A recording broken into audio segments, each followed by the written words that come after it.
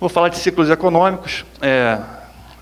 O Ulisses até me perguntou, né, o Daniel também, pô, você vai falar sobre teoria disso, teoria daquilo? Eu falei, cara, não dá, porque ciclos econômicos é um tema de um congresso de economia de 3 dias, e se você fizer um congresso na Índia, vai ser um tema, na Inglaterra vai ser outro, nos Estados Unidos vai ser outro.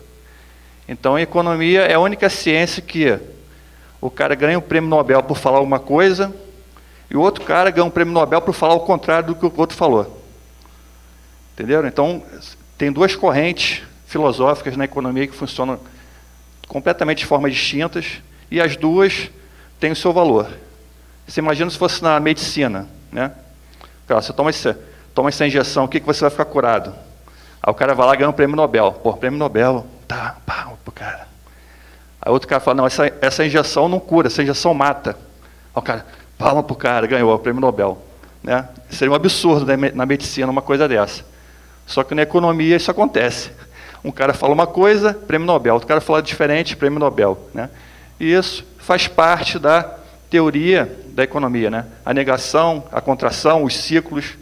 Né? Então, vou tentar falar um pouco para vocês sobre a parte mais simples do ciclo econômico, o conceito básico, e como você, como investidor, pode aproveitar isso. Até complementar a palestra que o Daniel vai fazer, que o Herrera vai fazer também, né, sobre empresas de turnaround, como você aproveitar empresas que estão naquele momento de virada. Tá, então vamos seguir aqui. Então, a ideia é essa, o que é um ciclo, como não ser impactado negativamente, que é, acho que o ponto principal, acho que vai de acordo com a ideia que o Ulisses passou, né, de tentar ser uma pessoa comedida, tentar na média, tentar não perder com o mercado. E o ponto 3, como se beneficiar do ciclo. Né, como aproveitar o ciclo para tentar pegar as grandes oportunidades. Então, minha apresentação, essa é a minha formação. Sou economista, tenho especialização em teoria econômica na FGV, mestrado pela UFRJ, doutorado em economia da indústria e competitividade pela UFRJ. Minha atuação acadêmica, fui professor universitário, fui professor de MBA, fui pesquisador da UFRJ. Minha atuação profissional, fui consultor de empresas por 15 anos, fundei Aquarius Planning, consultoria, atuei por 8 anos, fui principalmente na área de gestão empresarial, planejamento estratégico, trabalhei na Light, CEMIG, como consultor, né? Na Vale, na Odebrecht, ajudei a montar aquele esquema tudo lá. Não, mentira. Mentira, tem nada a ver com aquilo não. Deu errado, não, esconde. Não, mas trabalhei como, na verdade, na área social, né? Da Odebrecht, com projetos sociais. Então, hoje tenho esse projeto, né, que é o site, vicenteguimarães.com, e virei youtuber, né? Tenho meu canal no YouTube agora, Vicente Guimarães, tá o meu site aqui, quem não conhece, vicenteguimarães.com. Essa frase aqui, liberdade é poder ir onde quiser, quando quiser, sem ter horário para voltar. Não é, Ulisses? Liberdade é isso, né? Tem que voltar. Eu também tenho meus blogs de viagem também, mas é outra história. Aqui meu canal no YouTube, tá? Quem não conhece. Lá que saem os famosos termos técnicos, né, Ulisses? Chinelada do Warren Buffett, a soneca Homer Simpson, o biquíni, a indicadora que nem um biquíni, mostra muito, mas esconde o fundamental. Tem vários termos técnicos que eu criei. Como tem essa veia acadêmica, né, você consegue desenvolver essa questão, né, da teoria mais aprofundada, mais profunda. Então, aqui, o que é um ciclo? É a pergunta que não quer calar. Né? O ciclo é esse formato aqui, né? Você é um formato cíclico, de altas e baixas. Né? Então, tem um momento de depressão, um momento de expansão, o auge do ciclo, o cume, recessão e depressão. Então, toda economia ela se move dessa forma. Tá? Isso explica tudo na economia. Você entender isso, entender mais 2 formulazinhas, você vira doutor em economia. É simples assim. Tá? Isso serve para a economia, serve para setores econômicos. Você vê que tem fases de ciclo, né? Em vários setores, por exemplo, setor de máquina de escrever, setor de calculadora, setores que acabaram praticamente. Né? Produtos também, tem ciclos de produtos, os produtos começam, chegam no auge, terminam. Aí, o filme da Kodak, né? Hoje ninguém usa mais. Tecnologias também têm seus momentos de criação, de expansão, de cume e depois de depressão. A tecnologia aí que muita gente usa, fax. Primeira vez que eu vi um fax, eu trabalhava eu era contínuo no Banco Real com 16 anos. Banco, depois veio o Santander, né? Eu era contínuo. Eu vi o fax saindo assim, eu falei, cara, isso aqui é coisa do capeta. O negócio entrava de um lado e saía do outro, né? Incrível, né? Naquela época não tinha, as pessoas não tinham computador, não tinham e-mail, não tinha smartphone, não tinha nada disso. Aquele negócio é uma coisa mágica, né? Primeira vez que eu vi um fax, fiquei admirado. Durou nem 10 anos, não é verdade? Foi um auge, todo mundo tinha fax, era moda, era o fax, depois caiu, sumiu. Né? Outro ciclo que acontece também, isso acontece na economia, acontece com tudo, acontece na vida, acontece com tudo. Né? Ciclo da vida. Né? A gente nasce, cresce, se torna adulto, depois envelhece e morre. Então, os ciclos acontecem em tudo. Tá? O mais importante é que o ciclo é a dinâmica do ciclo, porque o ciclo aí não se aluna, você não tem um ciclo e no final do ciclo acabou tudo, é fim do mundo, não. Inicia-se outro ciclo. Tá? Então, essa é a dinâmica dos ciclos. E com isso você vai construindo os processos sociais. Por exemplo, você tem aqui o ciclo de variação do PIB no Brasil desde 1967 até 2016. Olha a curvinha, está vendo? Vocês veem aqui o meu desenho, né, Stefano? Ficou perfeito aqui a curvinha. Ó. Só que esse ciclo de variação, tá? É um ciclo de variação. Então, se você botar um ciclo de expansão, né, do PIB, você tem momentos aqui, ó, tá vendo? De altos e baixos, mas a tendência é sempre crescente. Parece até a curva do Ibovespa, né, de longo prazo. Né? Então, é o ciclo de expansão do PIB. Você vê que ele se move também por ciclos, são dinâmicas. O que acontece, então, na verdade, em vez de ser um processo linear, como eu botei no primeiro desenho, ele é um processo assim, o ciclo começa, termina, emenda em outro ciclo, né? Tem vários ciclos que vão se construindo e a tendência é esse processo seguir uma crescente. Tá? E por que ocorre esse crescimento aqui? Porque você tem crescimento populacional, né?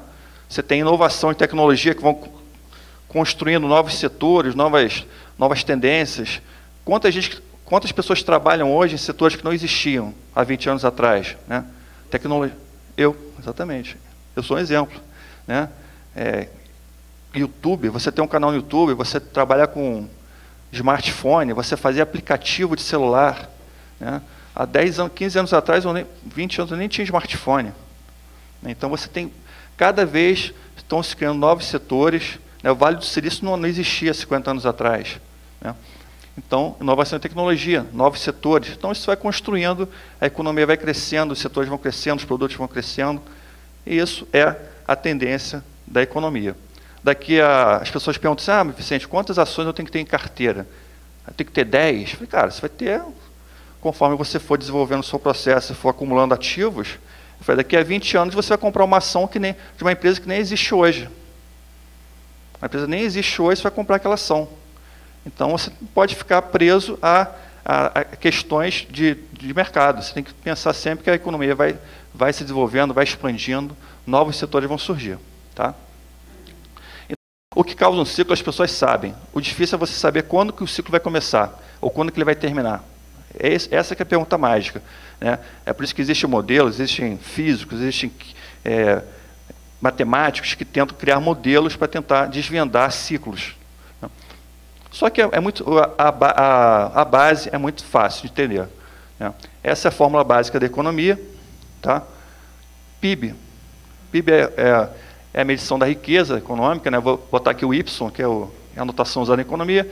Então, PIB é igual consumo, tudo que é consumido, tudo que é investido, que é o I. G é o gasto governamental. X é exportação e M é importação. Então, isso aqui é economia. Tá? Toda a fórmula da riqueza da economia é explicada por essa fórmula aí. Então, você pega o consumo. O consumo depende de quê? Da renda, depende da taxa de juros, ou seja, eu só posso consumir se eu tiver renda. Eu vou consumir mais ou menos se eu tiver crédito. Então, depende da taxa de juros. Né? E depende das minhas expectativas. Eu vou comprar aquele produto, será que eu vou conseguir pagar? Será que eu vou conseguir usar o produto? Vai dar tempo de eu usar? O meu trabalho, eu vou conseguir ter renda para conseguir comprar aquele produto na frente? Então, as expectativas movem o consumo também. Né? O investimento é a mesma coisa. Né? Só que você tem recursos da empresa, que são receitas, lucros, capital acumulado. Taxa de juros também é importante, porque o empresário vai olhar para o mercado, vai ver qual a taxa de juros que tem no mercado e vai olhar qual a expectativa de retorno que ele tem daquele investimento. Não é isso? Ele vai falar, eu vou fazer um investimento de acordo com minhas expectativas. Então, as expectativas também influenciam o investimento. As expectativas também influenciam a importação. O que é importação? É o consumo interno, é a absorção interna feita por consumidores e empresários. Eu vou comprar um iPhone, vou comprar no eBay direto. Né? Eu estou consumindo, só que o produto é importado. O empresário compra uma máquina no exterior, ele está consumindo, só que lá fora, ele está investindo, trazendo uma máquina de fora. Então, a importação também depende dos mesmos processos. Recursos, renda, taxa de juros, expectativas. A exportação é a mesma coisa, só que a exportação é o cara lá de fora que está comprando no Brasil. Só que depende da mesma coisa, depende da renda, depende da expectativa, depende da taxa de juros que ele está obtendo lá fora, que é a taxa que ele está comparando o investimento dele. Então, tudo isso é para chegar ao seguinte ponto. Né? O PIB, a variação do PIB, se eu botasse aqui um delta, né, um triângulozinho, ele vai depender da variação de todos esses processos aqui que dependem das expectativas. Tá? Então, no final das contas, as expectativas, aí que está a grande discussão da economia, né, se as expectativas são racionais, se são irracionais, se são adaptativas, se são eficientes, tem toda essa questão sobre expectativas, sobre a racionalidade dos agentes econômicos, tá? Mas essa questão que a gente precisa se preocupar agora. Tá? Importante é saber que as expectativas geram as variações do PIB e geram os ciclos econômicos. Tá bom? Então você tem isso aqui, ó, medo, otimismo. Otimismo gera impulso, né, gera um ciclo de expansão, de otimismo, onde as pessoas consomem cada vez mais, investem cada vez mais, consomem cada vez mais, a economia cresce. Ponto de euforia, o ponto de pessimismo, onde o processo o ciclo positivo se inverte e se torna cada vez mais negativo. Né, o cara investe menos, a pessoa consome menos, aí por consumir menos, tem menos venda, o empresário já passa a investir um pouco menos, então você tem um processo de decadência e, de novo, medo. Tá? Então, esses são os ciclos de expectativa ligado aos ciclos produtivos ou econômicos. Tá bom? E entender isso aqui é muito importante. Isso aqui é a base, né, de você entender o ciclo, como você pode aproveitar o ciclo para você fazer os seus investimentos. E Buffett, gostou? Ah, meu garoto, o Buffett sempre mostrando orgulho aqui do canal. Pessoal, deixa aí o seu joinha se você gostou do vídeo, se inscreva no canal, compartilhe o vídeo com seus amigos e redes sociais. Deixe seu comentário, sua dúvida, crítica, sugestão. Seu comentário sempre ajuda e é muito importante aqui para o canal. Eu me comprometo com você a responder o seu comentário. Tudo bem? Muito obrigado, um abraço, até a próxima. Tchau, tchau.